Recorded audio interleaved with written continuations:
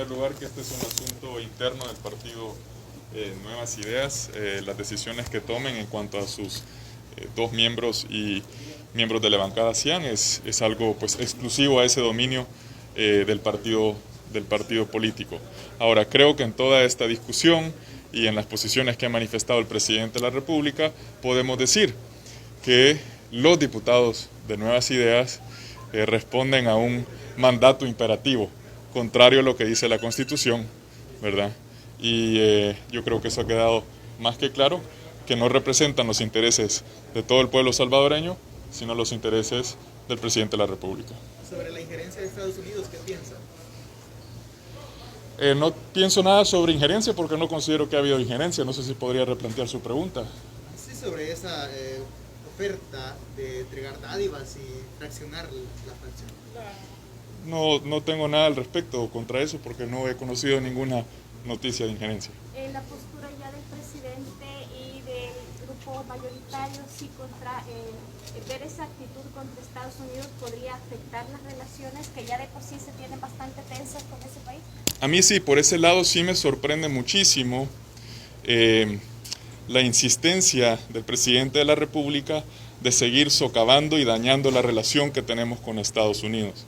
Si bien señalando sin ningún fundamento a la Embajada de Estados Unidos y como parte de, también si leemos la publicación, el periódico de propaganda del gobierno, el diario El Salvador, y veremos en la primera plana noticias que buscan dañar la imagen del presidente de Estados Unidos y desprestigiarlo. Entonces sí se ve un patrón continuo de afectar las relaciones con el gobierno de Estados Unidos. ¿Y esto qué tanto podría incidir si siguen de esta forma?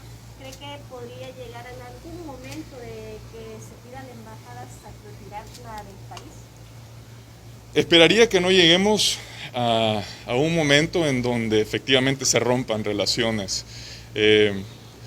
Me parece que se está trabajando quizás en ese camino, pero mi esperanza, sobre todo por los millones de salvadoreños que viven en ese país, por las relaciones que tenemos en cuanto al comercio, por la importancia que representa para nuestra economía la remesa que recibimos de conciudadanos que viven en Estados Unidos y por muchísimos otros factores históricos.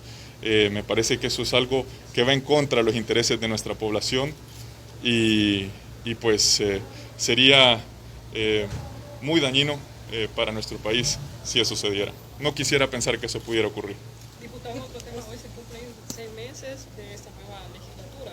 Conocer cómo califica usted el trabajo de esta nueva asamblea, cuántas iniciativas han tomado en cuenta los diputados de parte de su elección.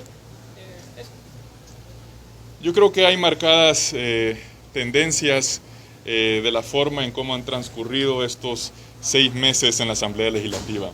Un abuso de la dispensa de trámites con reforma de agenda, una manera sorpresiva de legislar, con poca discusión, con poco espacio para la oposición de presentar alternativas y más bien un esquema de imposición. Desde el 1 de mayo, con el golpe que se le dio a la Sala de lo Constitucional, con la imposición de un fiscal general de la República, aprobaciones como la ley Alaví que blindan las compras durante la pandemia. El trabajo de comisiones ha sido realmente deficiente y secundario. Precisamente por eso creo que se celebra la plenaria los días martes y posterior a eso viene el trabajo de comisiones. La comisión que más ha producido dictámenes ha sido la Comisión de Hacienda y eso es relativo a una cantidad de endeudamiento exagerado que se ha aprobado también sin discusión y sin conocer mayor detalle en cómo serán invertidos los fondos, cómo serán pagados los préstamos. Entonces, me parece que estos 6 meses han habido importantes retrocesos democráticos, tanto desde cómo funciona la Asamblea Legislativa y sus retrocesos en materia de transparencia, como también en los productos de leyes que han salido de aquí. Entonces, no mediría la calidad del trabajo en base a cuántos decretos se han aprobado, sino qué decretos, qué leyes han salido de esta Asamblea Legislativa. Y aún hay mucho por hacer en materia ambiental, hay mucho por hacer en materia económica, en materia de pensiones y yo esperaría que haya un cambio y que se empiece a abrir esta asamblea a mayor consulta y a realmente tomar en cuenta las propuestas de la oposición. Ya en particular. Gracias. Ustedes. Me parece que lo que queda claro es que hay una exclusión a propuestas de la oposición.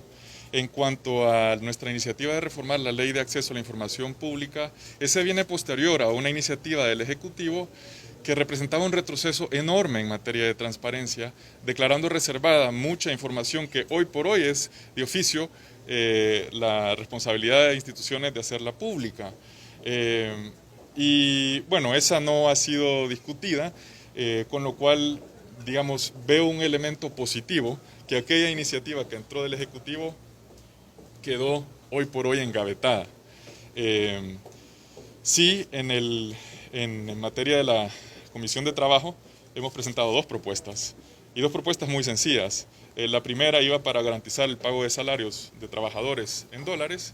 Ese, como es un tema muy relacionado al Bitcoin, que ha sido muy impopular para este gobierno, no ha sido conveniente estudiarla.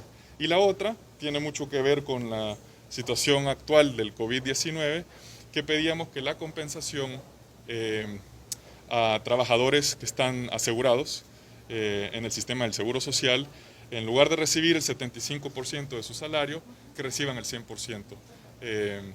Y esa tampoco ha sido retomada o estudiada en la comisión. O son o no son agendadas en las comisiones, y esto creo que también se repite con iniciativas de otros colegas de otros grupos parlamentarios, o no se discute, o no se agenda, o se manda directamente el archivo, como sucedió con una reforma a la ley de lavado de dinero presentada por el partido FMLN, que tenía que ver con incluir el tema de criptomonedas en esa ley, pues esa fue enviada a archivo sin ninguna discusión. Entonces yo creo que el patrón está claro, ninguna iniciativa que no sea cian o no venga del Ejecutivo no se va a discutir. ¿Y qué opina de que casi todo lo que ha sido más relevante o necesario para el gobierno se va por dispensa de trámites desde el inicio de esta legislatura? Bueno, esa es una práctica realmente ilegal, porque el reglamento interior de la Asamblea Legislativa, que establece cómo se debe y se puede usar ese mecanismo, en la mayoría de casos, si no en todos, no ha quedado justificado en el Pleno la urgencia para poder hacerlo. Y nosotros hemos documentado con mi equipo legislativo casi alrededor de 100 o más iniciativas de ley que han sido aprobadas sin seguir el debido proceso de ley. Uno de esos es el abuso de la dispensa de trámites. Yo creo que en algunos temas es inconveniente políticamente abrir la discusión al Pleno o abrirla, digamos, a debate político, sino aprobarlo de manera express. Y como es cuestión de votos, pues acaba siendo una imposición de la bancada 100. Gracias. Gracias.